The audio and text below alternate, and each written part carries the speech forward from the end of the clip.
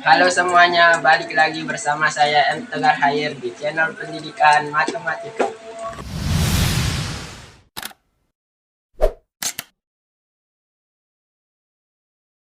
Mendengar kata angka yang terlintas dalam pikiran kita pasti 0, 1, 2, 3, 4, 5, 6, 7, 8, dan 9.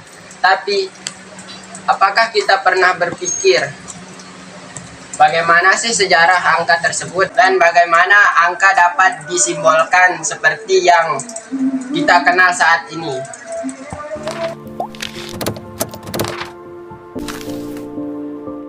Angka jadi hal yang sangat penting bagi setiap aspek dalam kehidupan manusia. Dengan angka, kita bisa menghitung dan menulis permasalahan di sekitar dengan lebih mudah.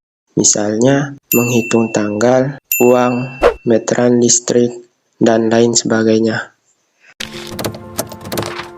Dalam buku Keseimbangan Matematika di dalam Al-Quran, dijelaskan bahwa coretan angka pertama kali ditemukan pada selembaran tanah liat yang dibuat oleh suku Sumaria yang tinggal di daerah Mesopotamia sekitar tahun 3000 sebelum Masehi.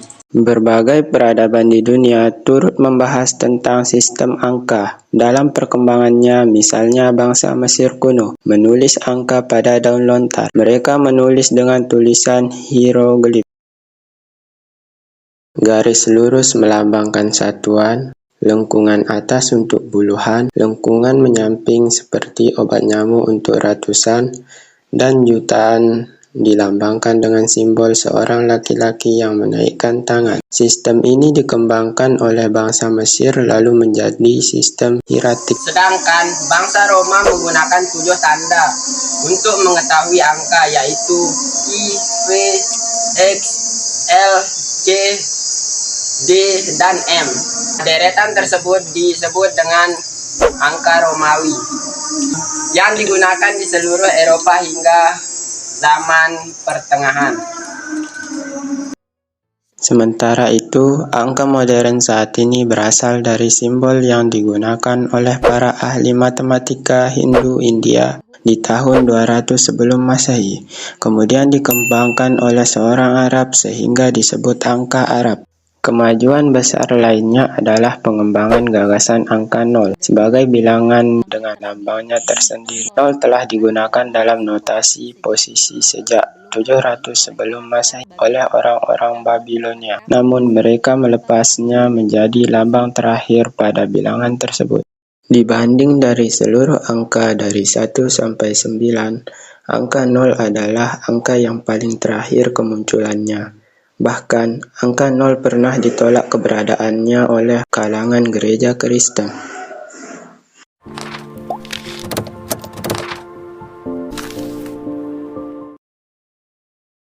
Orang yang paling berjasa mengenalkan angka 0 di dunia ini adalah Al-Khwarizmi, seorang ilmuwan muslim terkenal.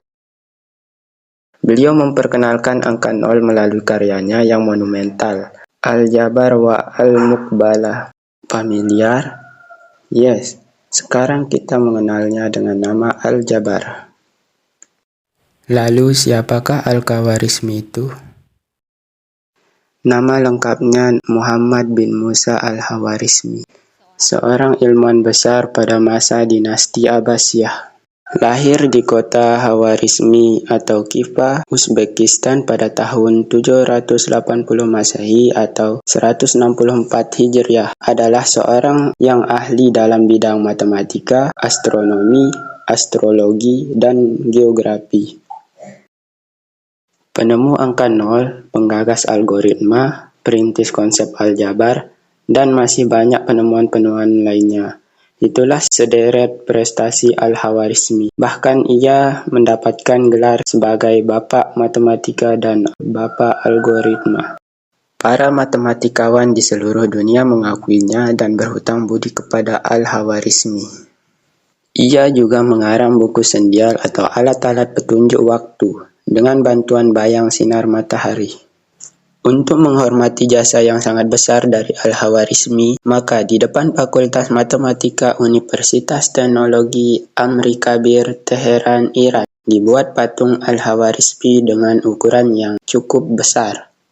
Ia meninggalkan kenangan abadi bagi para ilmuwan matematikawan di seluruh dunia. Ia digelari Bapa Matematika karena keberhasilannya dalam memajukan cabang ilmu hingga mencapai ke puncaknya.